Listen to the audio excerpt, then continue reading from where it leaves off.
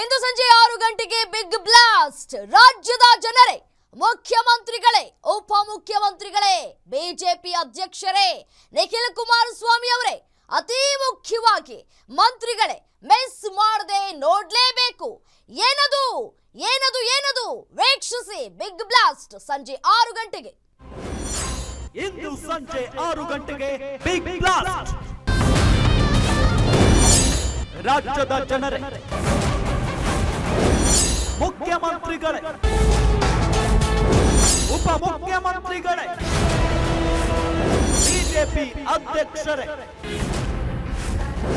ನಿಖಿಲ್ ಕುಮಾರಸ್ವಾಮಿ ಅವರೇ, ಅತಿ ಮುಖ್ಯವಾಗಿ ಮಂತ್ರಿಗಳೇ ಮಿಸ್ ಮಾಡದೆ ನೋಡಲೇಬೇಕು. ಏನದು ಏನದು ಏನದು ವೀಕ್ಷಿಸಿ ಬಿಗ್ ಬ್ಲಾಸ್ಟ್ ಸಂಜೆ 6 ಗಂಟೆಗೆ. ಬೆಲೆ ಏರಿಕೆ ವಿರುದ್ಧ ಮುಂದುವರಿದ ಬಿಜೆಪಿ ಪ್ರತಿಭಟನೆ. ಸಿದ್ದರಾಮಯ್ಯ ನಿವಾಸಕ್ಕೆ ಮುತ್ತಿಗೆ ಹಾಕಲು ಪ್ಲಾನ್.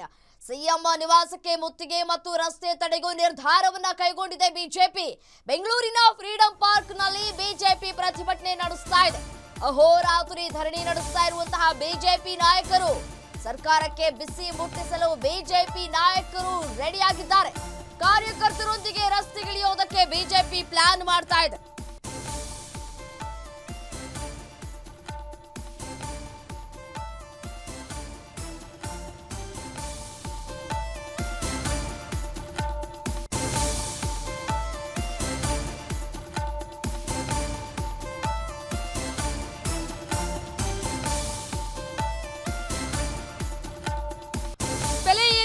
ಖಂಡಿಸಿ ಇದೀಗ 2ನೇ ದಿನಕ್ಕೆ ಕಾಲಿಟ್ಟಿದೆ ಬಿಜೆಪಿಯ ಅಹೋರಾತ್ರಿ ಧರಣಿ.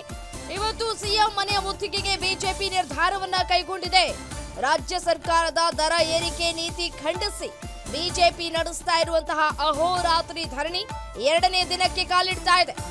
ಇವತ್ತು ಮಧ್ಯಾಹ್ನಕ್ಕೆ ಅಹೋರಾತ್ರಿ ಹೋರಾಟ ಕೊನೆಗೊಳಿಸೋದಕ್ಕೆ ನಿರ್ಧಾರವನ್ನ ಕೈಗೊಳ್ಳಲಾಗಿದೆ. ಹೀಗಾಗಿ ಇವತ್ತು ಸರ್ಕಾರದ ವಿರುದ್ಧ ಬಿಜೆಪಿ ಹೋರಾಟವನ್ನ ತೀವ್ರಗೊಳಿಸ್ತಾ ಇದೆ. ಸಿಎಂ ಮನೆ ಮುತ್ತಿಗೆ ಯತ್ನ ಹಾಗೂ ರಸ್ತೆ ತಡೆಗೆ ಬಿಜೆಪಿ ನಿರ್ಧಾರ ಮಾಡಿದೆ.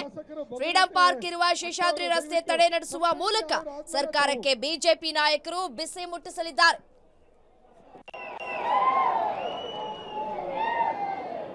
ಈ ಒಂದು ಹೋರಾಟದ ಅಧ್ಯಕ್ಷತೆ ವಹಿಸಿರುವಂತ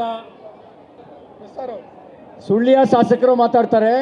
ಸುಳ್ಯ ಶಾಸಕರು ಭಗೀರಥಿ ಅಕ್ಕ ಅವರು ದಯವಿಟ್ಟು ಸಂಪಂಗಿ ಅವರು ಆದ್ಮೇಲೆ ತಾವು.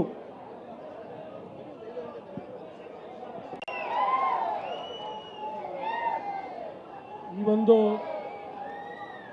ಹೋರಾಟದ ಇಂಥ ದರಿದ್ರ ಸರ್ಕಾರ ನೋಡೋದಕ್ಕೆ ಸಾಧ್ಯ ಇರಲಿಲ್ಲ. ಯಾತಕ್ಕೋಸ್ಕರ ರಾಜ್ಯದಲ್ಲಿ ಸರ್ಕಾರ ಬೇಕು ಅಂತ ಹೇಳಿದ್ರೆ ಕಾಂಗ್ರೆಸ್ ಪಕ್ಷದ ಹೈಕಮಾಂಡು ಅಥವಾ ಗಾಂಧಿ ಕುಟುಂಬಕ್ಕೆ ಕರ್ನಾಟಕ ರಾಜ್ಯವನ್ನು ಅಡ ಇಡಬೇಕು. ಇವರು ಒಂದು ATM ಆಗಿ ಇವತ್ತು ಕರ್ನಾಟಕವನ್ನು ದುರುಪಯೋಗ ಮಾಡಿಕೊಳ್ತಿದ್ದಾರೆ. ಕಳೆದ ಲೋಕಸಭಾ ಚುನಾವಣೆ ಸಂದರ್ಭದಲ್ಲೂ ಹೇಳಿದ್ವಿ, ಹಿಂದಿನ ವಿಧಾನಸಭಾ ಚುನಾವಣೆ ಸಂದರ್ಭದಲ್ಲೂ ಕೂಡ ಹೇಳಿದ್ವಿ. ಅದು ತಪ್ಪು ನಮ್ಮದಿದೆ. ಯಾವಾಗ ನಮ್ಮ ಹಿಂದಿನ BJP ಸರ್ಕಾರ ಇದ್ದಾಗ ನಮ್ಮ ಮೇಲೆ ಅಪಪ್ರಚಾರ ಮಾಡಿದಾಗ ಅದನ್ನು ಸರಿಯಾಗಿ ನಾವು ಅದನ್ನು ನಿರ್ವಹಣೆ ಮಾಡಲಿಲ್ಲ. ಅದನ್ನು ನಾವು ಒಪ್ಕೊಳ್ತೇನೆ. ಅದರ ಪರಿಣಾಮ ನಾವು ವಿರೋಧ ಪಕ್ಷದಲ್ಲಿ ಇದ್ದೇವೆ. ಆದರೆ ಅದ್ರ ಬಗ್ಗೆ ನೋವಿಲ್ಲ. ಆದರೆ ನೋವಿರ್ತಕ್ಕಂಥದ್ದು ಜನರ ವಿಶ್ವಾಸವನ್ನು, ಜನರ ಆಶೀರ್ವಾದವನ್ನು ಪಡೆದುಕೊಂಡು ಅಧಿಕಾರದ ಚುಕ್ಕಾಣಿ ಇರತಕ್ಕಂಥ ಕಾಂಗ್ರೆಸ್ ಪಕ್ಷ, ಸಿದ್ದರಾಮಯ್ಯ ಮುಖ್ಯಮಂತ್ರಿಗಳು ಎಲ್ಲವನ್ನು ಕೂಡ ಗಾಳಿಗೆ ತೂರಿ ಜನರಿಗೇನು ಮೋಸ ಮಾಡ್ತಾ ಇದ್ದಾರೆ, ರೈತರಿಗೇನು ಅನ್ಯಾಯ ಮಾಡ್ತಾ ಇದ್ದಾರೆ, ಬಡಬಗ್ಗರಿಗೇನು ಅನ್ಯಾಯ ಮಾಡ್ತಾ ಇದ್ದಾರೆ. ಹಾಗಾಗಿ ಇಂಥ ಒಂದು ದರಿದ್ರ ಕಾಂಗ್ರೆಸ್ ಸರ್ಕಾರ, ಜನವಿರೋಧಿ ಕಾಂಗ್ರೆಸ್ ಸರ್ಕಾರದ ವಿರುದ್ಧ ನಾವು ಹೋರಾಟ ಮಾಡಬೇಕಾಗಿದೆ.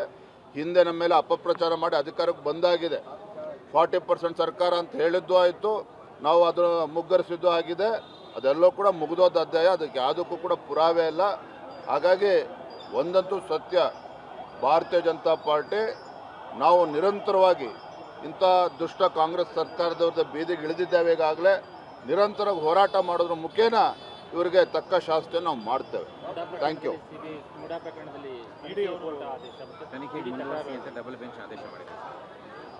ನಾವು